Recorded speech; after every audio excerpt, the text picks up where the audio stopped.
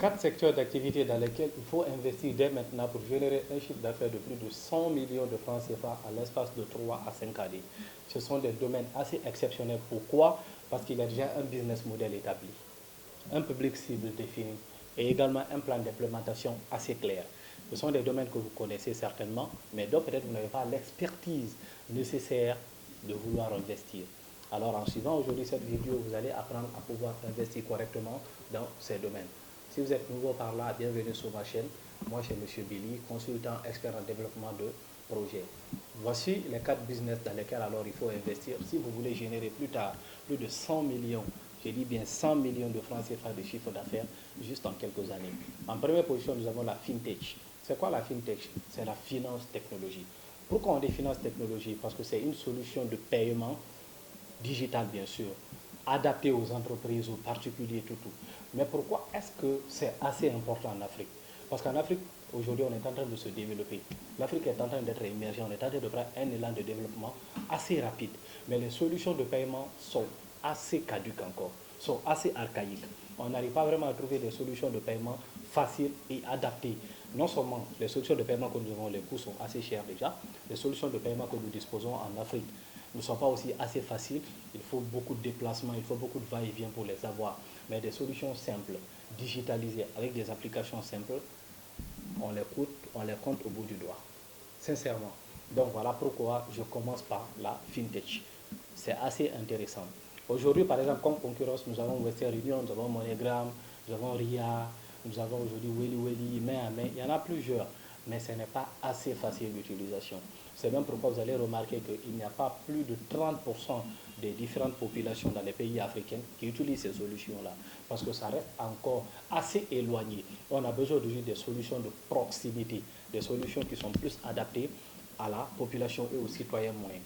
Donc je vous conseille, aujourd'hui, si vous êtes expert en informatique, ou si même vous avez des moyens de vous approcher des informaticiens qui vont vous proposer des solutions dans ce domaine-là. Et c'est assez intéressant parce que les startups qu'ils ont créées dedans ces dernières années génèrent énormément de profits. Énormément de profits. Il vous suffit simplement d'aller sur les sites officiels des startups, vous allez voir combien de fonds ils arrivent à lever. En deuxième position, nous avons l'agrobusiness. C'est quoi l'agrobusiness?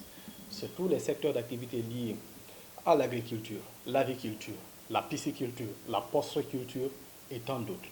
Donc l'agrobusiness est un secteur aujourd'hui assez intéressant parce que beaucoup d'entrepreneurs, en tout cas beaucoup de startups africains sont en train de faire des merveilles dedans.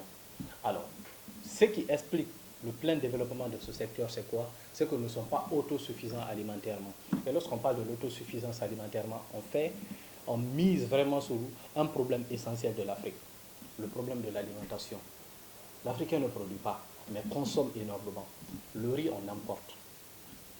Les produits Nestlé, vous voyez comment ça pullule le marché, ce n'est pas nous qui produisons.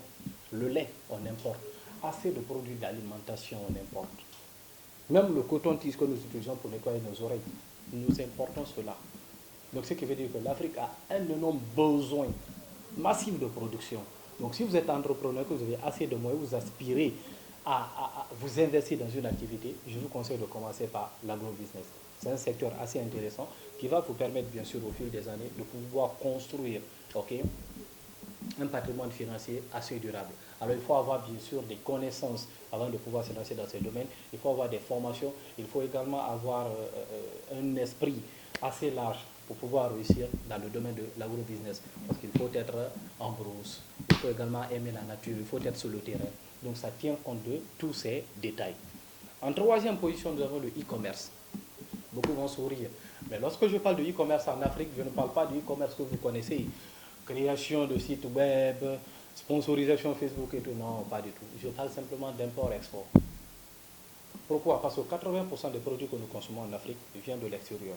Donc imaginez que vous êtes distributeur et que vous occupez 30% du marché de votre pays. C'est assez énorme, n'est-ce pas? Alors aujourd'hui, nous avons besoin d'énormément de produits. Certes, nous commençons à produire, mais on a énormément besoin d'assez de produits que nous ne produisons pas encore, qu'on retrouve ailleurs. Donc si vous êtes distributeur, vous faites de l'import-export. Et ce qui est bien dedans, c'est que vous pouvez commencer vraiment à partir d'un petit fonds. Parce que même à partir de 100 000, vous pouvez aujourd'hui trouver des produits ailleurs que vous pouvez acheter, faire embarquer, envoyer chez vous et commencer votre petit business et capitaliser au fur et à mesure. Alors c'est assez intéressant aujourd'hui. Donc l'import-export est un domaine assez intéressant et au fur et à mesure, vous pourrez digitaliser et rentrer dans le cadre vraiment e-commerce comme on l'entend souvent. Et en dernière position, nous avons le transport. C'est ce domaine où moi-même d'ailleurs j'investis. C'est un domaine assez intéressant. Mais là, je vais mettre plus l'accent sur le transport en mine.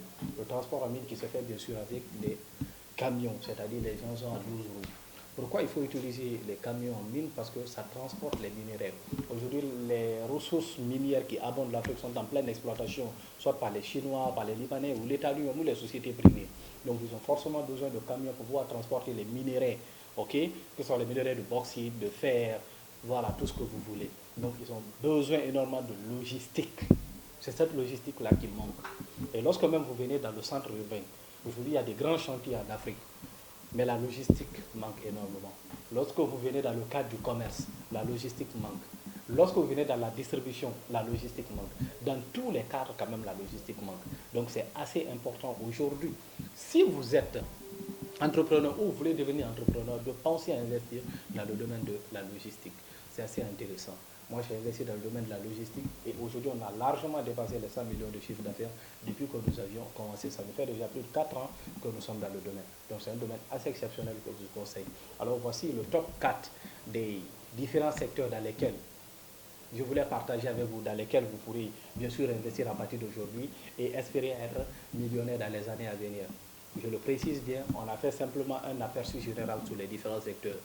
Mais si vous voulez vous y lancer, vous devrez bien sûr vous préparer, vous devrez apprendre à connaître le business model de ces secteurs, vous devrez également apprendre à investir dans ces secteurs pour ne pas enregistrer des pertes.